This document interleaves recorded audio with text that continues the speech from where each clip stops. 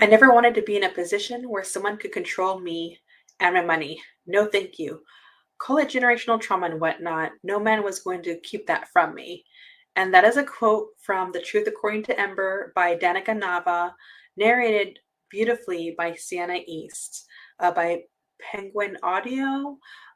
The audio was a little over 5 hours, and this book was an absolute breeze.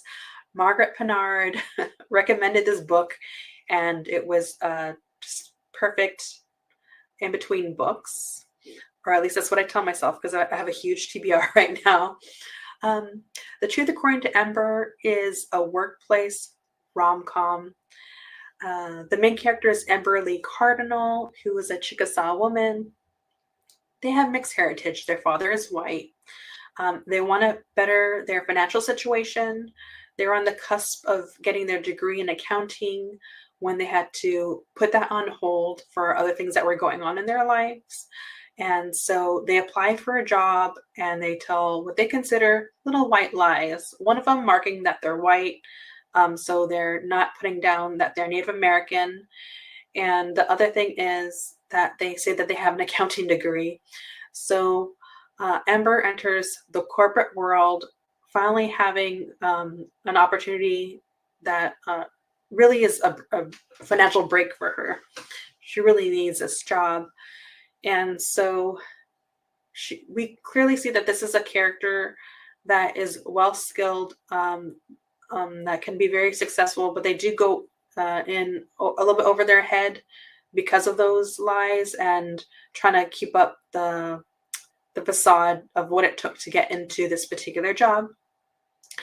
Along the way, they end up having a crush on the IT guy, Danuo, and that kind of makes things like another layer of complications ensue, right? Because they're not just kind of lying to keep this job, but they're not really presenting their true self to the person that they're potentially have a chance to have a relationship with someone.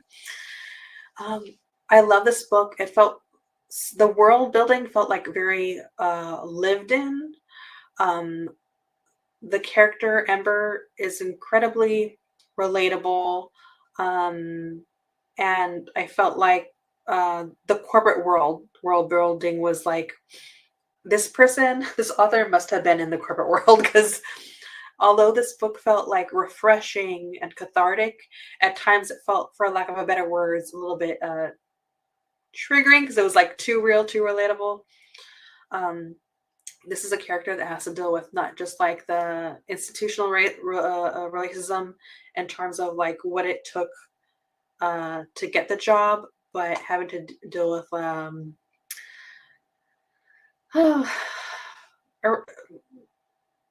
microaggressive racism from their boss. It was just, it was a lot.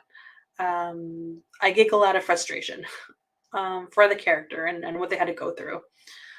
It was just all those little things that felt so real, and I enjoyed the side characters, the friends and the family, and I almost wanted to get to know them a little bit more better, but that's not really like a lack of character development or anything. It was just, I enjoyed the characters that much, and the characters that you don't like in the book, you really don't like. But again, they all feel very real. With that said, I absolutely enjoy this book. If you've read this book, let me know what you think. It was a breeze. And lastly, again, I enjoyed like the weaving of the world building. There's not like an ounce of fat in this story. Everything was like the groundwork for how the story moves was really laid out seamlessly, and so that doesn't go like unnoticed. You got to put so much work in to make something feel like a smooth read, right? Again, I absolutely love this book. Let me know if you read this, what you thought. I'm going to go ahead and give this book 5 purrs all the way. It was just an absolute joy.